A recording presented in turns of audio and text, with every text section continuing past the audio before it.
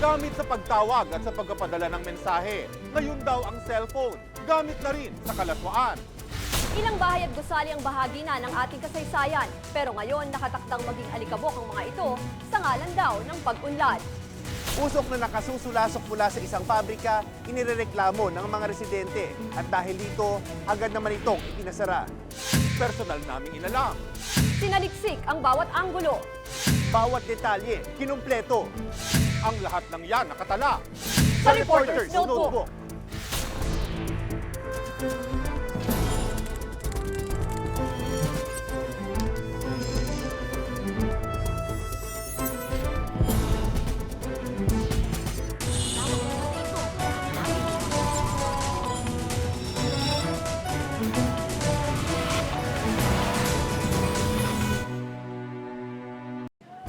Sa halagang piso-piso, maaaring maipasa ang impormasyon, pero hindi na lang sa komunikasyon gamit ang mga cellphone.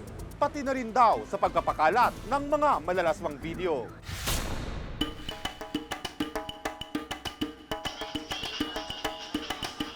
Nitong nakaraang linggo, nagsulputan ang iba't ibang sex video sa cellphone. Ang mga tampok, mga artista raw na hubad o nakikipagtalik. Isa sa mga sinasabing laman ng mga sex videong ito ay si Ethel Buba at ang kanyang nobyong si Alex Crisano. Ayon kay Ethel, biktima lamang siya ng makabagong teknolohiya. Siguro hindi niya pa alam na alam yung buong katawan ko. Oo. Magkaiba po kami ng kamay kasi para pong luya ang kamay ko. Napakaganda ng kamay ng girl. Pero di lang pala mga sikat na tao ang nasasangkot sa mga ganitong iskandalo. Pati mga estudyante, mayroon na rin umanong mga sex video na kumakalat. Ang problema, dahil sa modernong teknolohiya, madaling maipasa ang ganitong mga imahe at eksena. Si Benji, di niya tunay na pangalan. 15 taong gulang pa lang, pero mulat na sa sex. Sa mura niyang edad, nahuhumaling na siya sa pangungulekta ng mga sex video. Lalo na't madali itong makuha. Binibigay ko sa akin, pinipilit ko siya na ipasa sa akin. Ay, gano'n. Bakit? Wala, maganda eh. Isa lang si Benji sa maaaring libu-libong kabataan na malaya at abot kayang nakakakuha ng sex video sa pamamagitan ng isang pindutan lang. Kung dati sa VCD, DVD at internet lamang natin napapanood ang malalaswang palabas, ngayon sa cellphone, kumakalat na rin ang mahahalay na videos. Kaya nating sugpuin ito.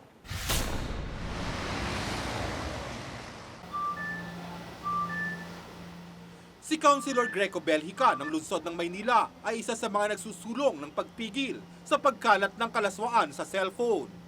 Nagiging problema natin dahil sa paglaganap ito, people are now starting to think that pornography or immorality or obscenity is acceptable in the society. Ang problema, wala pang ang batas na nagsasabing krimen nga ang ganitong gawain. Kaya proliferated yan dahil wala talagang body na nagre-regulate niyan. Meron, depende sa taong... Si Robert, di niya tunay na pangalan, 24 na taong gulang at mahilig mag-download ng mga sex video mula sa internet. Gamit lang ang Bluetooth ng kanyang computer, maaari na niyang ilipat sa cellphone ang mga sex video. Ngayon, pag pinakalat ko, pag pumunta ka sa mall, babayaran mo na siya. Pero gawa ko yun. Magugulat ako, meron akong gawa sa mall. Isang click lang daw sa isang search engine at lalabas na ang mga sex video na mabilis rin niyang maipapasa gamit ang cellphone. Paano mo mauhuli? Mahirap hulihin, million yun. O, 10 million users, paano mo mauhuli isa dun? Paano mo malalaman, may tuturo na ito yung gumawa sa 10 million na ito, nagpalabas na ito. Ang Cybercrime Unit ng CIDG, aminadong hirap kontrolin ang mga sex videos na kumakalat ngayon. Sa kasalukuyan, mayroon lamang silang 50 taong tumututok sa mga aktibidad sa cyberspace. Ang source of difficulty namin talaga is yung kakulangan ng batas. Hirap na hirap talaga kami na magsampa ng kaso laban do sa mga criminal or syndicates na gumagawa ng ganito. This is the cyber bill. Ayon kay Congressman Simeon Quintanar ng Information Communication Technology Committee, kasalukuyan nilang pinag-uusapan at pinupulido ang panukalang batas laban sa cybercrime. Since this is now becoming very popular and very much in use, we have to come up with the appropriate cybercrime law to regulate this. Sa ibang bansa, gaya ng USA, Australia at United Kingdom, mahigpit na ipinatutupad ang mga batas laban sa cybercrimes. Ayon sa National Telecommunications Commission o NTC, di nila namomonitor ang mga ipinapasa sa cellphone. Meron ba kaming authority over content dahil even sa loob ng cellphone na yan, mga videos? Pag-aaralan po namin yun dahil right now, we don't deal with content. Ngayon pa lang daw sila makikipag-ugnayan sa mga telecommunications company tungkol sa pagsala sa malalaswang video sa cellphone dahil ngayon lang nila ito nabalitaan. We will do our share by already alerting them or telling them that the possibility of using their networks in distribution, widespread distribution of sex videos is possible. Sabi ng Globe Telecom, hindi raw pwedeng i-filter ng kanilang sistema ang mga MMS message. Dapat kailangan mo ng court order to do that. So you really have to respect the privacy of the individual, especially in private communications. Pero kung may nagrereklamo raw na nakatanggap ng malaswang mensahe, maaaring imbestigahan ng Globe ang numerong nagpadala. They can just report it to us, to our customer service, na may mga nagpapadala sa akin na ganito at ito ang numero niya, and we will try to assist them. Sometimes it might even go to as far as reporting it to National Telecommunications Commission para mabigyan kami ng go signal para i-cut off yung number na yun. Tingin rin ng Smart, malalabag ang karapatan sa privacy kung imo-monitor ang mga mensahe. If it's an MMS na pinadala mo from one person to another, it's a private communication. Hindi, bawal po sa amin. Kung ang ginamit nitong mga, nagkakalat dito mga sex videos ay yung Bluetooth or yung infrared to transfer that material from one cell phone to another cell phone, mas lalong hindi mamomonitor ho yun ng network operator because in those cases, hindi na ginagamit yung network at all. Pero bukod sa mga sex video na pinagpapasapasahan sa cellphone, maaari rin palang maging instrumento ng sex chat ang cellphone.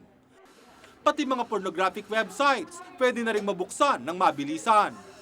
Yung internet is unfiltered. So you have access to all of the websites that are available. Smart itself is not an ISP, no. It's a carrier. Ang ginagawa namin ay nagpo-provide ng connection to connectivity, no. Pero yung access sa internet mismo is another entity. That's an ISP. Kami na lang yung channel. So we don't really know what is yung content. Sa ngayon, tila mahina ang ating kakayahan na pigilan ang pagkalat ng mahahalay na imahe sa cellphone. Kaya't ang pagkakaroon raw ng responsibilidad ng bawat isa, lalo na ng mga magulang, ang maaaring ipanlaban. As a nation, na pagtulong-tulungan is to restore the values and morality back into our society. Sa bilis ng pag-usad ng teknolohiya, madaling mapag-iwanan ang ating mga batas at kakayahang lumutas sa makabagong mga problema. Pero hanggang walang masusing nagbabantay sa pagkapakalat ng iba't ibang kahalayan, baka patuloy ng malulong sa bagong bisyo ang ating mga kabataan. Ako si Lars Santiago at ito ang nakatala sa aking Reporter's Notebook.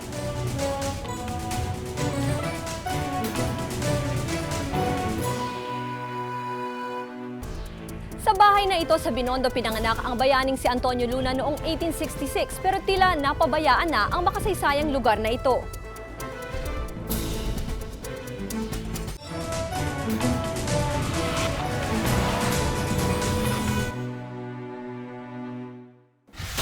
Isang pabrika ang nagbubuga raw ng usok. Itong itinuturong dahilan ng pagkakasakit ng mga residente sa paligid. Dahil dito, ipinasara ito noong nakaraang linggo. Ang tanong, bakit nabigyan ng lisensya ang ganitong pabrika? At may nagbabantay ba?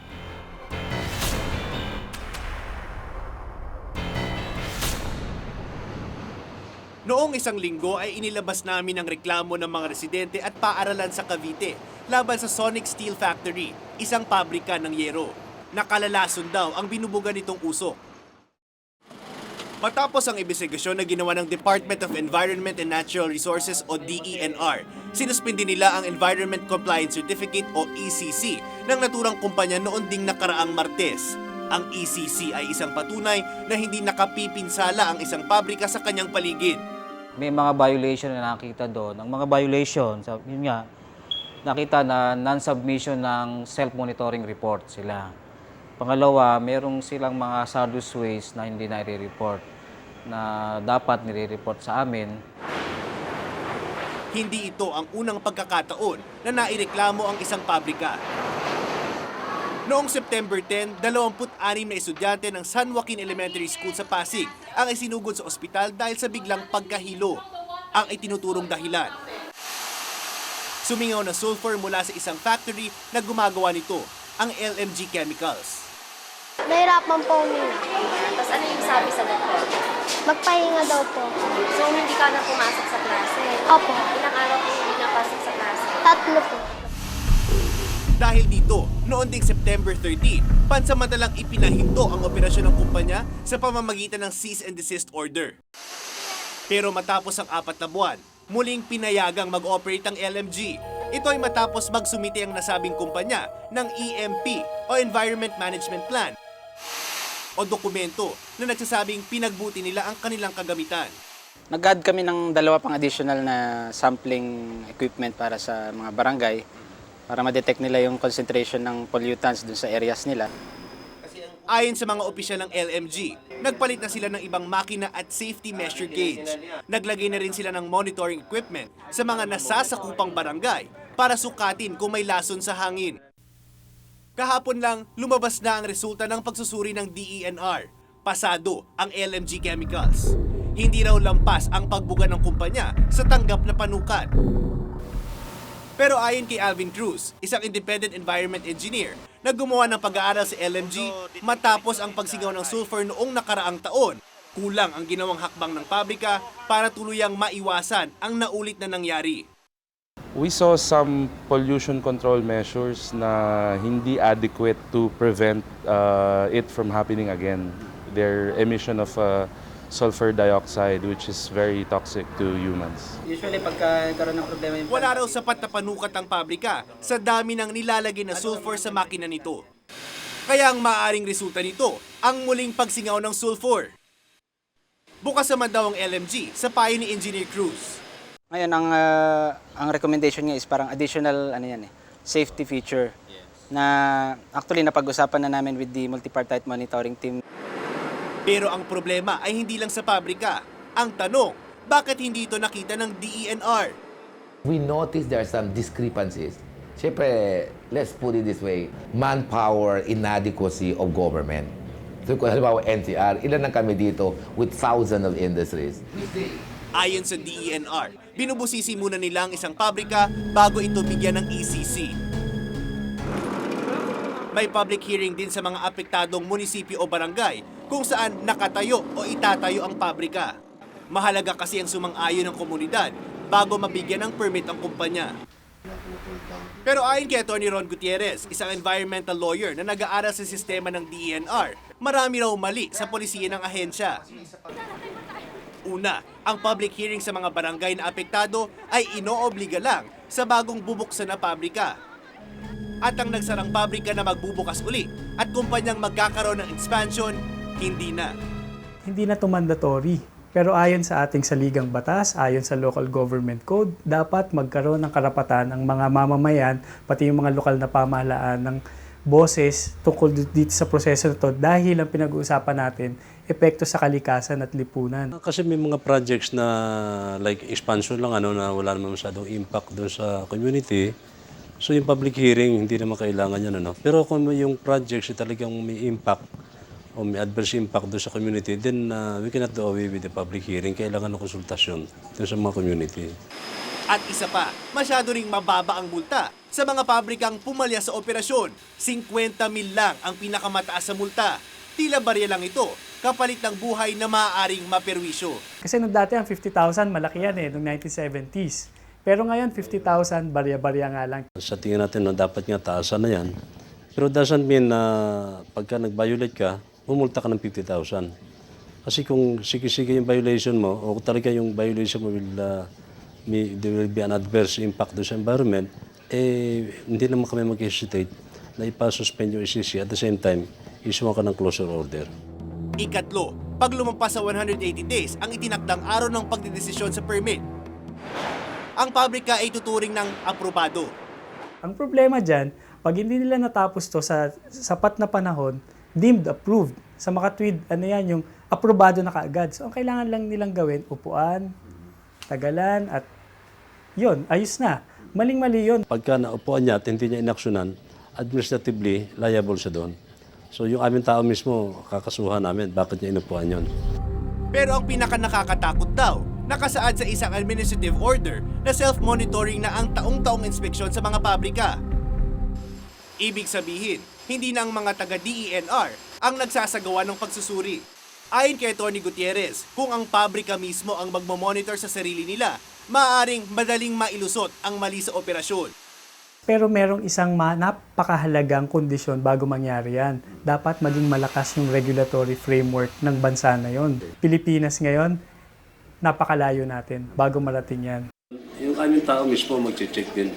So maraming level of checking, validating, kung tama yung ginagawa nilang report. Kasi sa tingin ko naman, this will reflect naman doon sa kanila pagka hindi totoo yung sinasabi nila. Mula 2003 hanggang 2004, may halos 18,000 permit ang nilabas ng DENR. Gumasa sila ng nasa 125 billion pesos para lamang dito, hindi pa kasama ang pasweldo sa mga nag-asikaso ng proseso. Marami mang napupunang butas sa mga kritiko sa sistema ng DENR. Sinisikap naman daw nilang ayusin at pag-igihin ang kanilang mga polisiya. Katunayan, pinaikli na raw nila ang processing period ng permit.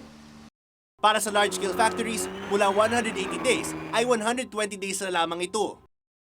Para naman sa medium at small-scale industries, mula 70 araw ay 60 araw na lamang ang proseso.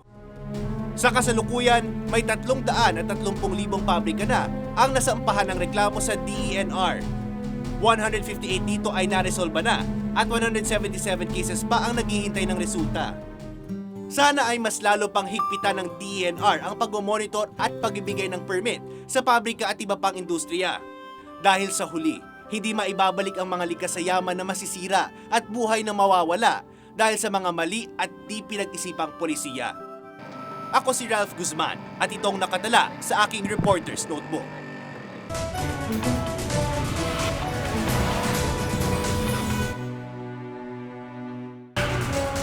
Paglapastangan sa mga lugar at bagay na makasaysayan, ibubulgar ng Reporter's Notebook.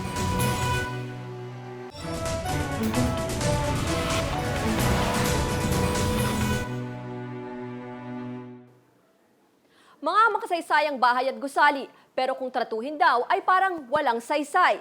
Kaya't ilang grupo ang tumututol para na raw nating tinalikuran ang kasaysayan sa ngalan ng modernisasyon.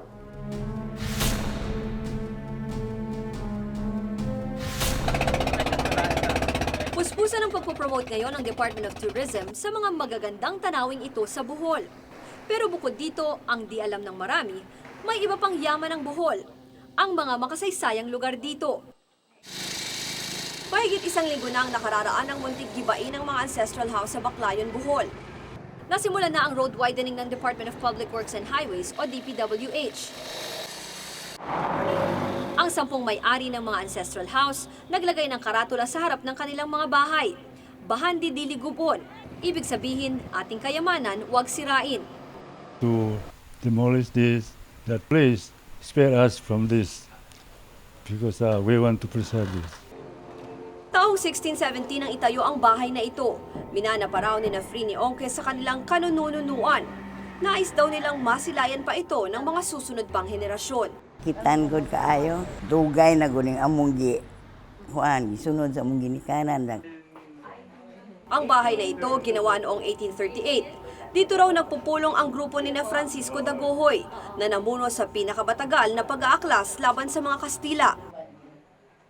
Kung tuluyang gigibain, minanang bahay at kasaysayan daw ang mawawala. Ngayon pa nga lang, apektado na ng road widening ang isa pang makasaysayang rebulto sa Baclayon. Nangangamba rin ang mga residente doon na ang susunod na maaapektuhan ay ang simbahan ng Baclayon, isa sa pinakalumang simbahang bato sa Pilipinas na itinayo noong 1596. Ayon sa DPWH Region 7, nagkaroon daw ng hindi pagkakaunawaan sa pagitan ng DPWH headquarters sa Maynila at sa district office nito sa Bohol. Desyembre pa ng nakaraang taon, tiniyak na raw ng DPWH Maine na di sasagasaan ng construction ang ancestral homes.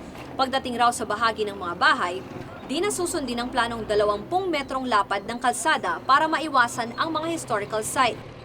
Kaya lahat ng mga structure doon, old structure for that matter, hindi tatamaan, ligtas yun. Tila naguguluhan ang mga taga-Baclayon. Ilang buwan na ang nakalipas, binigyan sila ng isang dokumento ng DPWH District Engineer sa Bohol. Pero nito lang February 2, sumulat ang DPWH sa Department of Tourism na hindi gigibain ang mga ancestral house sa Bohol. Kung naideklara agad na historical sites ang mga lumang bahay, marahil hindi na nabalisa pa ang mga apektado. Kasi nga medyo maliit din ang pondo natin para maintain yung mga survey and documentation sa mga iba-ibang lugar, ano? Trabaho ng National Historical Institute o NHI na pangasiwaan ang preservation at conservation ng mga makasaysayang lugar. Pinamarkahan nila ang mga ito ng mga plake bilang historical site. At kapag ang istruktura ay napabilang sa listahan, hindi ito maaaring galawin ng walang paalam mula sa NHI kahit na ito ay pribado. Sa bahay na ito sa Binondo pinanganak ang bayaning si Antonio Luna noong 1866 pero tila napabayaan na ang makasaysayang lugar na ito. Si Luna ay isa sa mga general na nanguna sa paglaban sa mga Kastila. Mahigit 100 taon na ang bahay na ito. Malaking bahagi na ang nasisira. Ginawa na raw bodega ang loob nito. Ayon kay Rene Luis Mata, isang conservation architect, may mga mali sa ginawang pagkumpuni sa bahay. It should be maintained and they should be given incentives to maintain this stuff. Like yung mga gamit, di ba hindi na natin ginagamit yung ganyang... Oh, you give advice to them. Construction materials, technology, we have to give them. If not, they will resort to modern materials. Like what they did here. Yeah. Yung ginawa nila dito, sir. Hindi dapat eh. We should use the original materials of the time. Halos 200 struktura na sa buong bansa ang itinuturing na historical sites. Aminado ang NHI. Hirap sila sa pagsubaybay sa mga historical site. Kapos daw sila sa pondo. Mahigit 6 na milyong piso ang pondo ng ahensya kada taon. Kasama na rito ang gasto sa restoration at maintenance. Bukod dito, ang multa sa paglabag ng PD 1505 o ang batas tungkol sa preservation at conservation ng historical sites ay nasa 1,000 hanggang 10,000 piso lamang at pagkabilanggo ng 1 hanggang 5 taon. Ayon sa isang opisyal ng NHI, wala pa raw silang napapakulong. Hindi ganun kalakas, ano? Kaya nga dapat talaga inaayos pa namin yung aming IRR ng PD 1505 kasi panahon pa ni President Marcos yan. So to strengthen it? Yes, to strengthen it. Tulad na lamang sa kaso ng tinatayong gahiganting monumento ni Lapu-Lapu sa Rizal Park. Una munang nirekomenda ni Senator Richard Gordon ang pagtatayo nito noong February 2004 ng Tourism Secretary pa siya.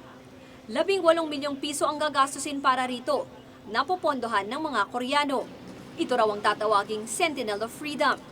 Ito ang Asian version ng Statue of Liberty. Sentinel of Freedom nga eh. Nakabaon yung kanyang espada.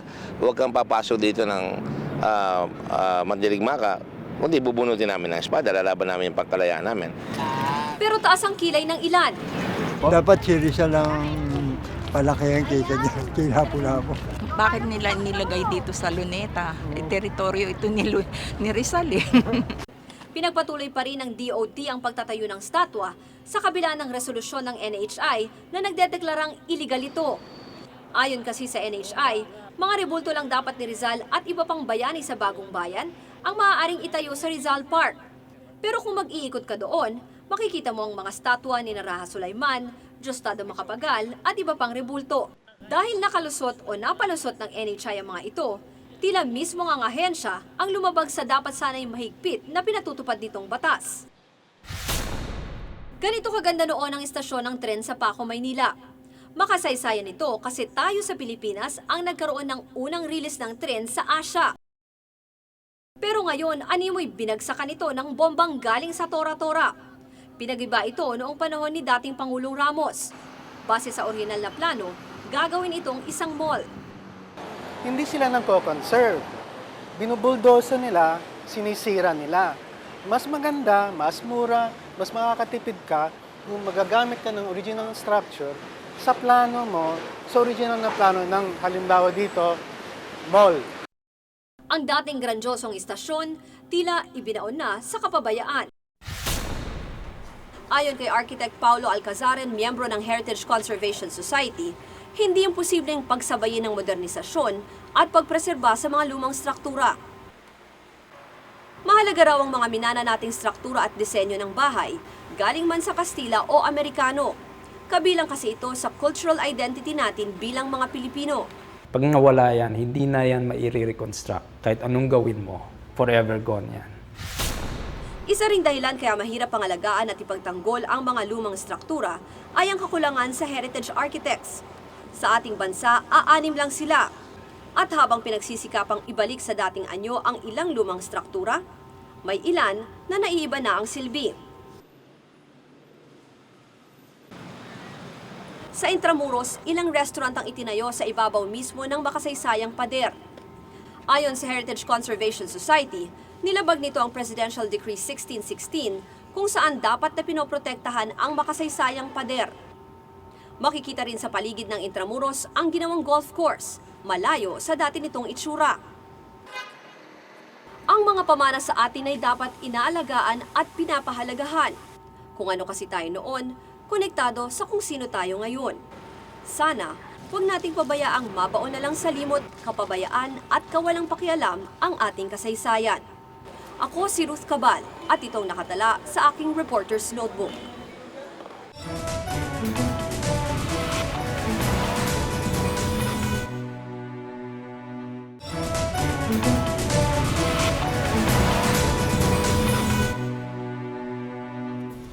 Kung may nais kayong ipasiyasat na issue o balita, maaari kayong tumawag sa 928-4239. Maaari din kayong mag-email sa amin sa reportersnotebook@gmanetwork.com. Para sa malalimang pagtingin sa mga issue at balita, samahan kaming muli sa susunod na Martes. Ako si Ralph Guzman. Ako si Ruth Cabal. Ako si Lars Santiago. At ito ang Reporter's Notebook.